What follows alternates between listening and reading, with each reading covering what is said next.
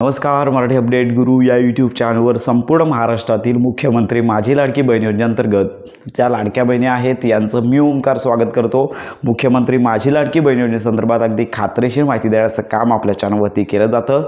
November महिन्याच्या हप्ते वितरणाची जो GR आहे, जी शासकीय मान्यता यावी लागते, तर याची प्रतीक्षा आता कोणत्याही वेळी संपू शकते, कारण का आता काहीच दिवस बाकी आहेत।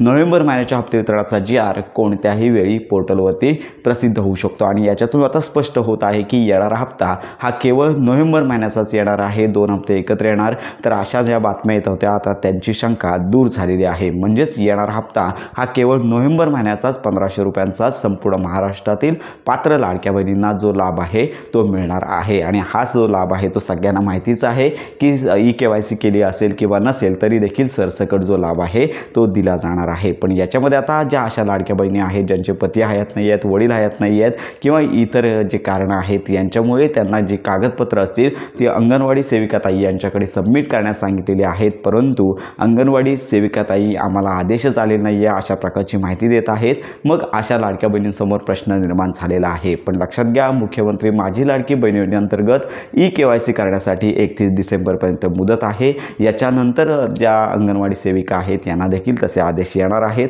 आणि अनेक लाडक्या बहिणी म्हणत आहेत की वेबसाईटवरती जो ऑप्शन आहे, म्हणजेच त्या ठिकाणी डॉक्युमेंट अपलोड केले की अंगणवाडी सेविकांना कागदपत्र देण्याची गरज नाही आहे। पण लक्षात घ्या, असा कोणताच ऑप्शन पोर्टलवरती उपलब्ध झाले नाही आहे आणि कोणताही ऑप्शन पोर्टलवरती येणार नाही आहे, कारण का सगळ्यात महत्त्वाची बाब म्हणजेच ज्या लाडक्या बहिणीचे पती हयात नाही आहेत, वडील हयात नाही आहेत, तर कारणं जर असतील तर याच्यामध्ये त्यांची EKYC ज्या अंगणवाडी सेविका आहेत यांच्यामार्फत केली तर लक्षात घ्या की ज्या लाडक्या बहिणीचे पती हयात नाही आहेत, वडील हयात नाही आहेत, डिवोर्स झालेले आहे किंवा इतर कारणं असतील तर यांची जी EKYC आहे त्यांना स्वतःचं EKYC म्हणजेच पार्शली व्हेरीफाय करायचं आहे आणि त्यांना पुढे EKYC मध्ये सूट देण्यात येणार आहे, असं स्पष्ट मेन्शन GR मध्ये करण्यात आलेलं आहे। म्हणजेच याच्यामध्ये असं होणार आहे की तुमची कागदपत्रे अंगणवाडी सेविका करणार आहेत आणि तुमची पुढची EKYC करू नये किंवा EKYCची जी EKYC तुमची पुढची जी दुसरी डॉक्युमेंटची EKYCची प्रोसेस आहे ती आमच्यामार्फत करण्यात आलेली आहे,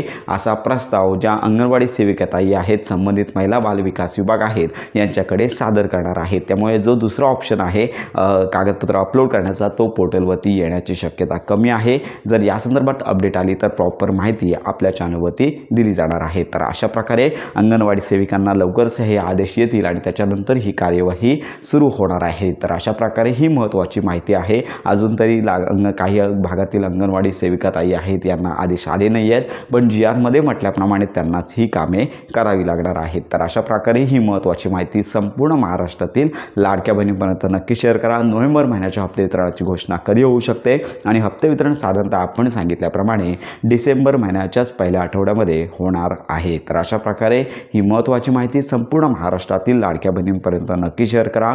योजनांसंदर्भात खात्रीशीर माहितीसाठी आपल्या मराठी अपडेट गुरु या यूट्यूब चॅनलच्या कनेक्टमध्ये राहा।